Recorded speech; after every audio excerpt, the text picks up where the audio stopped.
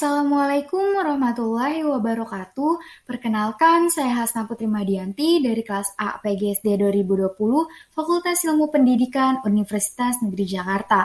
Di sini saya ingin menjelaskan tentang emosi dan perasaan pada anak. Yuk, mari disimak.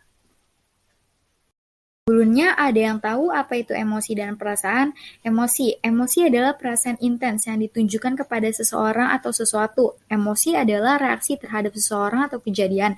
Emosi dapat ditunjukkan ketika merasa senang mengenai sesuatu, marah kepada seseorang, ataupun takut terhadap sesuatu.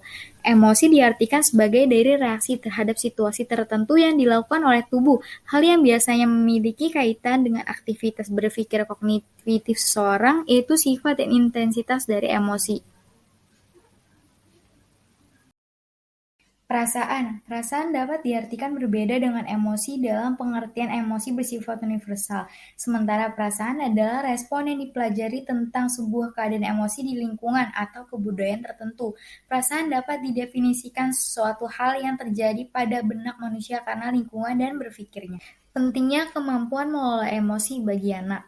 Kebanyakan anak kecil masih belum tahu ketika ada rasa tidak enak atau rasa enak. Yang ia rasakan itu sebenarnya apa sih? Anak belum tahu yang namanya marah, senang, sedih, dan sebagainya. Yang ia tahu ketika ada rasa tidak enak, ia cuma ingin rasa itu hilang. Bagaimana caranya?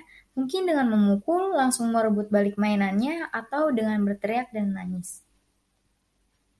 Karena itulah pentingnya kemampuan mengelola emosi, baik bagi orang dewasa maupun anak-anak, yang berguna untuk mengerti kondisi diri dan orang lain di sekitar dan dapat mengatasi dan menangani emosi seseorang.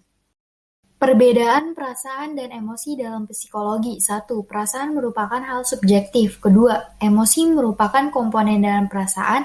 Ketiga, perasaan adalah gejala psikis. Keempat, emosi berhubungan dengan kontrol pikiran. Dan terakhir, emosi merupakan sebuah reaksi yang kompleks.